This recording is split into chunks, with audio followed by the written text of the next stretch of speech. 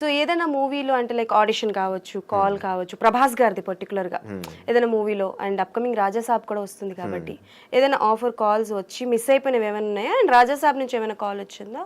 Not really Raja Saab నుంచి ఏం రాలేదు, కానీ సార్ మీరు చూస్తుంటే నేను ఫ్రీ ఉన్నా, I be ready any time, ఎప్పుడైనా పిలవచ్చు. అర్రర్రర్రే, అస్సలా కాల్ వస్తే నాకు థ్యాంక్స్ చెప్పాలి నువ్వు. ఖచ్చితంగా ఫస్ట్ కాల్ మీకే, ఫస్ట్ కాల్ మీకే. Thank you. చెప్పు ఇప్పుడు అంటే లైక్ మిస్ అయిపోయినవి ఏమైనా ప్రభాస్ గారి సినిమాలు? మిస్ అయిపోయిన సినిమాలు ఏం లేవు యాక్చువల్లీ. నేను ఏ సినిమా వచ్చినా I have been keen to do it. And Prabhas గారి సినిమాలు ఏది పిలవలేదు ఇంతకుముందు. నాగ చైతన్య గారి సినిమాలకి వెయిట్కైనా పిలిచారా? Because you have some face cuts. So actually ఏమైందంటే బంగారు రాజుకి ఒకసారి ఆడిషన్కి పిలిచారు, ఉట్టి చూద్దామని చెప్పి. ఓకే. పిలిచిన సెకండ్ డైరెక్టర్ గారు నన్ను చూసి వీడే కావాలి, వీడే చెయ్యాలి అని చెప్పి he was hell bent on it. Okay. కానీ అక్కడ ఏమైందంటే మళ్ళీ ఇంకో ఫిల్మ్ కోసం షూట్ జరుగుతుండే. ఓకే. అప్పుడు బంగారు రాజుది క్లాష్ అయింది షూట్. అరే. అయినా సరే వీళ్ళు ఎగ్జిక్యూటివ్ ప్రొడ్యూసర్ ఆ షూట్కి కాల్ చేసి మాట్లాడి ఒక 2 hours పంపించండి చాలని చెప్పి వచ్చి ఒక చిన్న సీన్ యాక్ట్ చేసి వెళ్ళిపోయారు. Okay. So I have heard this a lot. Naga Chaitanya గారితో చాలా రిసెంబ్లెన్స్ ఉన్నాయి. చాలా నేను ఇప్పుడు నడుచుకుంటూ వస్తున్నప్పుడు కూడా నాకు నీ స్మైల్ ఫేస్ అది కూడా అలానే కనిపిస్తుంది. అండ్ ప్రెసెంట్ నీ లుక్ అండ్ తాండేల్లో ఆయన లుక్ ఒకటేలా ఉంది. సో ఏమైనా ట్విస్ట్ ఇస్తావా కనిపించి తాండేల్లో? అలాంటిది ఏం లేదు. నాకు తెలిసి నాగ చైతన్య గారి బయోపిక్ ఎవరైనా తీయాలనుకుంటే ఈయన పెట్టి తీయచ్చు. 100%. I'm ready. ఓకే. సో బేసికల్గా అంటే లైక్ మనం ఆడిషన్స్కి వెళ్తున్నప్పుడు పలానా సీన్ చెయ్యాలి. ఇప్పుడు నువ్వంటే రెగ్యులర్గా మూవీస్ చేస్తున్నావు కాబట్టి నీకు డైరెక్ట్గా మేనేజర్స్ నుంచి కాల్ వస్తుంది. బిఫోర్ ఎప్పుడైనా సరే ఆడిషన్స్ చేయాలి, అద్దం ముందు నించొని నేను ఈ డైలాగ్ ప్రాక్టీస్ చేస్తుంటానంటే ఏ డైలాగ్ ప్రాక్టీస్ చేస్తావు ఎక్కువగా? ఇప్పుడు నేను ఒక డైలాగ్ చెప్పాను కదా, ఛత్రపతి డైలాగ్. నేను ఫస్ట్ డార్లింగ్ ఫ్యాన్ అయ్యింది ఛత్రపతి సినిమా చూసే. సో దానివల్ల ఏమో నాకు తెలియదు, కానీ నేను ఏ ఆడిషన్కి వెళ్ళినా ఆ ఒక్క డైలాగే చేస్తాను. 4 years నుంచి ఆ ఒక్క డైలాగే. పేరెంట్స్ నన్ను తిడుతున్నారు, ఎన్నిసార్లు చెప్తావురా ఒకే డైలాగ్ నాయనా అని, కొంచెమైనా మార్చురా అని.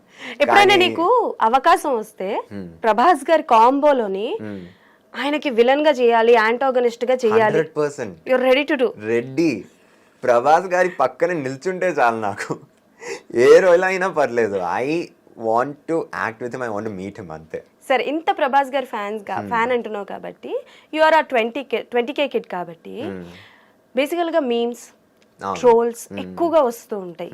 సో మనం అంటే ఎంజాయ్ చేస్తాం, కానీ ఫ్యాన్స్ కి కొద్దిసార్లు హర్ట్ అవుతూ ఉంటుంది. అలా నువ్వు a meme or a troll Prabhas గారి మీద చూసి బాగా హర్ట్ అయ్యావు? ఓం come to my room. Okay. ఆ మీమ్ చూసినప్పుడు ఇట్ వాజ్ లైక్ క్యాజువల్ గానే చెప్పారు ప్రభాస్ గారు, కానీ అది మంచి మీమ్ టు బి ఆనెస్ట్. దాన్ని పెట్టి చాలా మీమ్స్ చూసాను, కానీ it's actually a funny meme. But Prabhas గారు when he meant it as normal chill thing, దాన్ని అంత పెద్దగా చేసింది అవసరమా అన్నట్టుండే. But I enjoyed it to be honest. Okay. And even though కల్కిలో ఫస్ట్ లుక్ రిలీజ్ అయిన తర్వాత కూడా చాలా ట్రోల్స్ అండ్ మీమ్స్ వచ్చినాయి. నేను ఏది చూడలేదు actually. As far as I've seen it, everyone loved Prabhas గారి లుక్ అండ్ ఆ పేరు. ఎందుకంటే యాక్చువల్లీ నేను ఇది మీమ్స్ చూసాను. యాక్చువల్లీ బాహుబలిలో ప్రభాస్ గారి పేరు శివుడు, కల్కిలో ప్రభాస్ గారి పేరు భైరవ. ఆ రెండు శివుడు కనెక్ట్ కాబట్టి బాహుబలి ఎంత పెద్ద హిట్ అయిందో కల్కి కూడా అంతే పెద్ద హిట్ అవుతుందని చెప్పి ఐ సా. మధ్యలో సలార్ కూడా వచ్చింది. సలార్ కూడా ఉంది. దేవ్. అదే చెప్తున్నా, సలార్ ని మర్చిపోయి. అసలు సలార్ చూసావా? చూసా, థియేటర్ లో పోయి చూసా. I love the film. నువ్వు ఎంజాయ్ చేస్తావా థియేటర్కి వెళ్ళినప్పుడు, లేకపోతే పద్ధతిగా కూర్చుంటావా? థియేటర్కి వెళ్తే ప్రభాస్ గారిని చూస్తే పిచ్చి పిచ్చిగా అరుస్తా.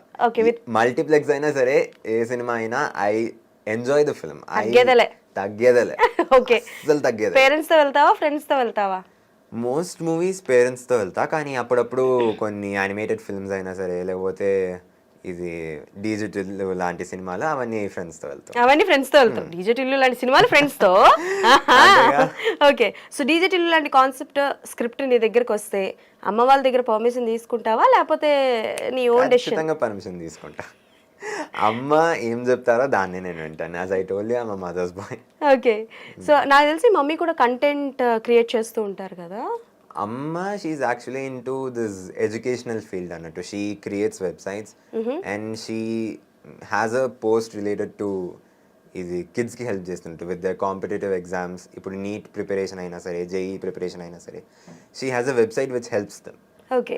సో స్టడీస్ విషయంలో ఎంతవరకు ఎలా ఉంటుంది అంటే లైక్ నాకు తెలిసి షూటింగ్ పీరియడ్లో పడ్డ తర్వాత డే నైట్ పొద్దుట మధ్యాహ్నం ఏం తెలియదు, మనకు ఓపికలు ఉంటాయో లేదో కూడా తెలియదు.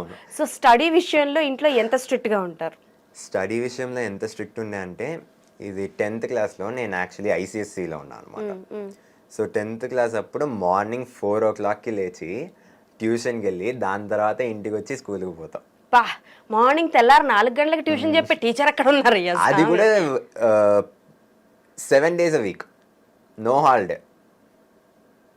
అండ్ హానెస్ట్లీ నీ స్పీకింగ్ బాధ నాకు అర్థమవుతుంది తమ్ముడు.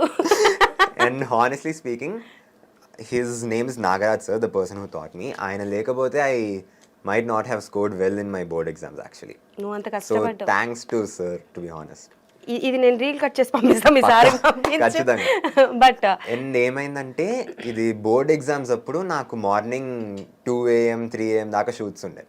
ఫిజిక్స్ బోర్డ్ ఎగ్జామ్ ముందు, కెమిస్ట్రీ బోర్డ్ ఎగ్జామ్ ముందు I went for shoot and then came and wrote the exam.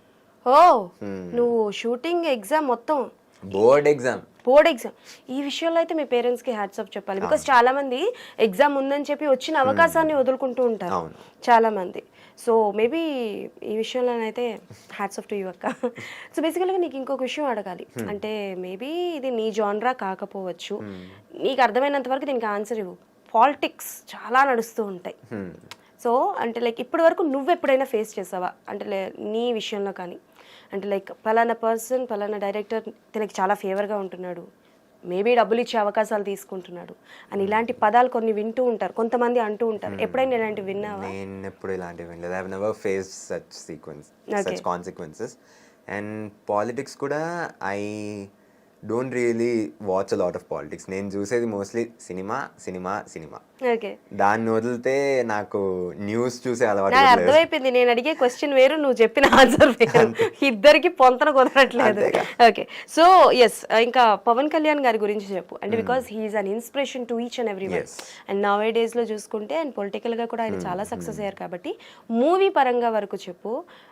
ఆయనది ఓజీ కానీ, హరిహర వీరమల్లు కానీ తగ్గేదేలే అన్నట్టు they are making show each and every frame ఆడియన్స్కి నచ్చినట్టు.